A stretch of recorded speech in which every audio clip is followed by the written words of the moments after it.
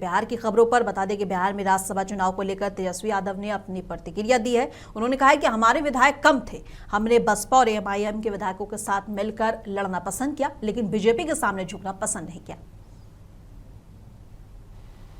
6 vote जो है हम लोगों को कम था, विधायक कम थे और एनडीए को 3 मात्र कम था। फिर भी हम लोगों ने एनडीए के सामने जो है भाजपा से लड़ना पसंद किया, झुकना पसंद नहीं किया है और हम लोगों ने अपना प्रत्याशी दिया और प्रत्याशी देने के बाद एआईएम और बसपा के साथी ने, यानी जो 6 वोटों की जो हमें कमी थी उसको उन लोगों ने पूरा करने का काम किया है। बिहार के नालंदा में आयोजित पीएम विश्वकर्मा योजना की प्रदर्शनी में पहुंचे केंद्रीय मंत्री जीतन राम मांझी अधिकारियों की लापरवाही पर भड़क गए।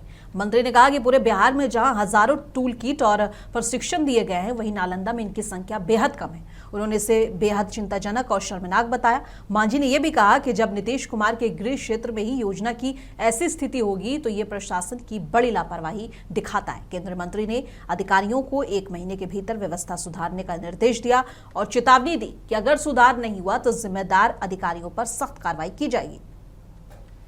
ये टूल किट्स यहाँ बटे के चाहिए। समूचे बिहार में 60,472 है और तोरा के यहाँ कितना है 554।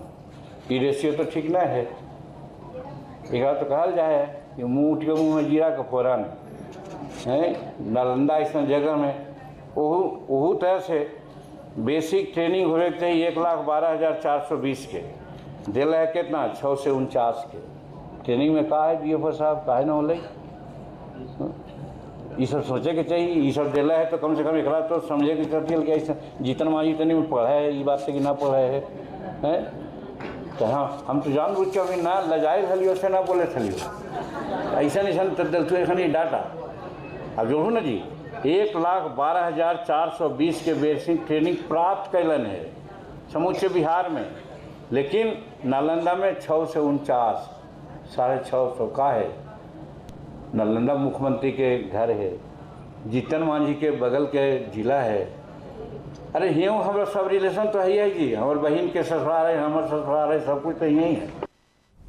चुनाव आयोग ने 5 राज्यों में चुनाव की तारीख घोषित कर दी है, जिसके बाद से हार जीत को लेकर नेताओं के बयान आने शुरू हो गए। ऐसे क्रम में केंद्रीय मंत्री चिराग पासवान ने बड़ा ऐलान किया। उन्होंने 5 राज्यों में एनडीए की मजबूत पकड़ का दावा किया। वहीं बंगाल में ममता बनर्जी की सरकार गिरने की बात भी कह डाली।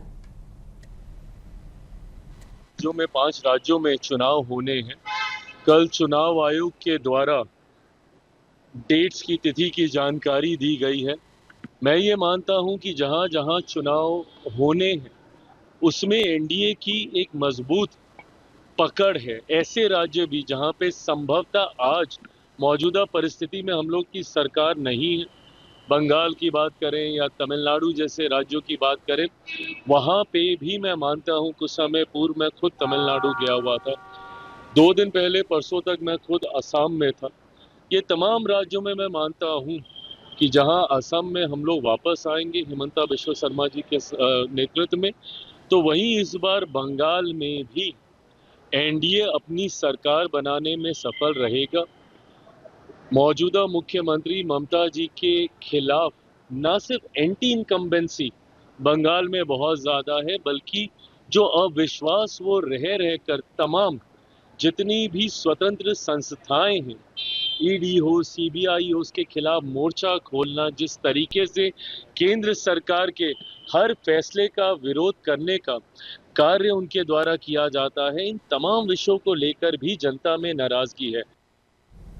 बिहार में राज्यसभा चुनाव को लेकर सोमवार को मतदान पूरा हो गया, लेकिन इस दौरान महागठबंधन को बड़ा झटका लगा। आरजेडी विधायक फैसल रहमान और कांग्रेस के 3 विधायक मनोहर प्रसाद, सुरेंद्र कुशवाहा और मनोज विश्वास ने वोट नहीं डाला, जिससे महागठबंधन के वोट 37 पर ही रुक गए। वहीं एनडीए के सभी 202 विधायकों ने मतदान किया। खास बात यह रही कि जेल में बंद जेडीयू विधायक अनंत सिंह भी वोट देने पहुंच गए और इस दौरान उन्होंने एक बड़ा ऐलान भी कर दिया, जिसके बाद से मीडिया में जो है इसकी बात की बहुत चर्चा हो रही है। उन्होंने कहा कि अगर नीतीश कुमार बिहार के मुख्यमंत्री नहीं रहेंगे तो वो भी अब विधायकी का चुनाव आज के बाद दोबारा नहीं लड़ेंगे। उन्होंने आगे अपने बेटों को राजनीति में उतारने की बात भी कही है। कादर हम नीतीश जी तय करेंगे। हाँ है, हम तो बहुत पहले बोले हैं। भाजपा के मुख्यमंत्री बनेगा दादा तो सुधार होगा आपको। सब शिकार है, जो करेंगे कुल आदमी हमारा शिकार है।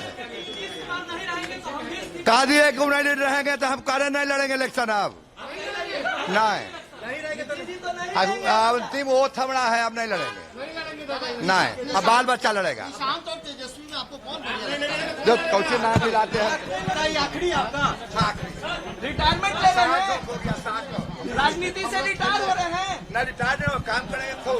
काम कीजिएगा, हाँ। जनता के पास ही रहिएगा। हाँ, जेल से कब आ रहे हैं? एक आदमी काम करता है, जनता को दो मिलकर करेंगे, जनता काम करेंगे जाते।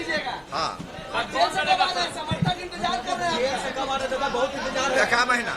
एक महीना रह जाएगा। हाँ। और ओलंपिक मेडलिस्ट और भारत के स्टार शटलर पीवी संधू ने रविवार को गांधी मैदान पटना में पटना मैराथन को फ्लैग ऑफ किया और करीब 10,000 धावकों ने इस मैराथन में हिस्सा लिया। ड्रग फ्री बिहार अभियान का समर्थन किया और सिंधु ने मीडिया से बात करते हुए कहा कि ये उनका पटना में दूसरा दौरा है और सुबह सवेरे इस तरह की दौड़ करना स्वास्थ्य के लिए बेहद जरूरी है। उन्होंने आयोजकों और पुलिस की तारीफ करते हुए कहा कि सुरक्षा और आयोजन शानदार रहे। इस तरह की पहल स्वास्थ्य और फिटनेस को बढ़ावा देने के साथ साथ लोगों के ड्रग्स से दूर रखने का संदेश भी देती है। ये मेरा दूसरी टाइम है पटना में। पहले मैं जब मैं अंडर 13 था खेल रही थी तब आई थी पटना को ऑलमोस्ट 2008 में। ये मेरा सेकंड टाइम है। बहुत अच्छा लगा इधर आके।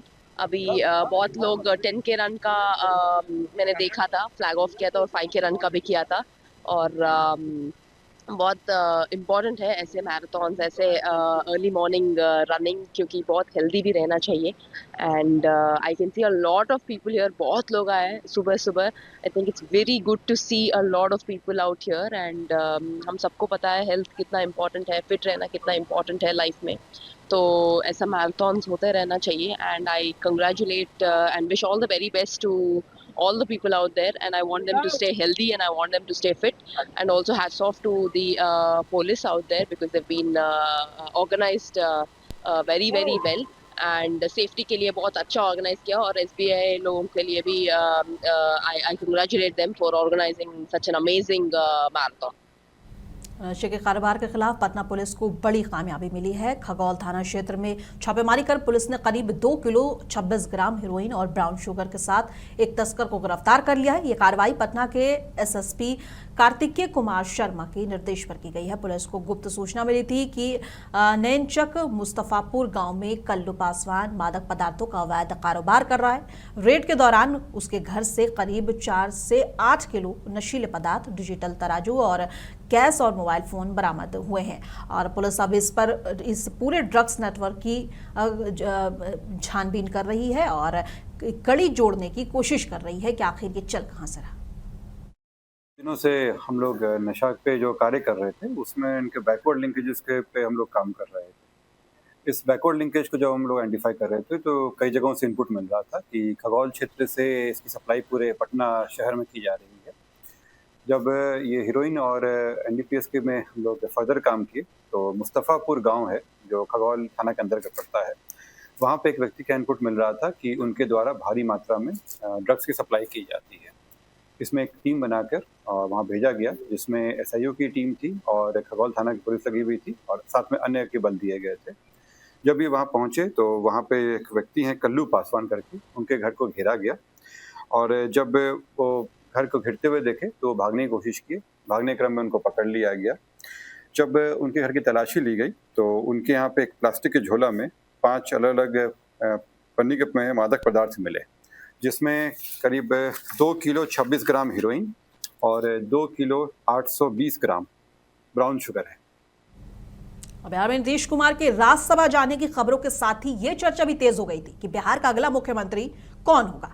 इसको लेकर चिराग पासवान की पार्टी एलजेपी की तरफ से चिराग को सीएम बनाने की मांग उठी, लेकिन अब इस पर खुद चिराग पासवान ने बड़ा बयान दे दिया है। उन्होंने कहा है कि उन्हें सीएम पद की कोई लालसा नहीं है। वहीं उन्होंने ये भी कहा है कि बिहार का अगला सीएम बीजेपी से होना चाहिए। कार्यकर्ता मांग कर रहे हैं कि मुख्यमंत्री आप बने, सर पोस्टर्स भी लगा। देखिए, मैं कार्यकर्ता की भावना का मैं सम्मान करता हूं, बट मैं इस बात को मैं स्पष्ट कर दूं कि मैं किसी भी तरीके से कोई ऐसी रेस में नहीं। मेरे पास केंद्र में मेरे प्रधानमंत्री जी के द्वारा दी गई एक महत्वपूर्ण जिम्मेदारी, एक महत्वपूर्ण विभाग की है, उसी जिम्मेदारी को निभाना मेरी प्राथमिकता है।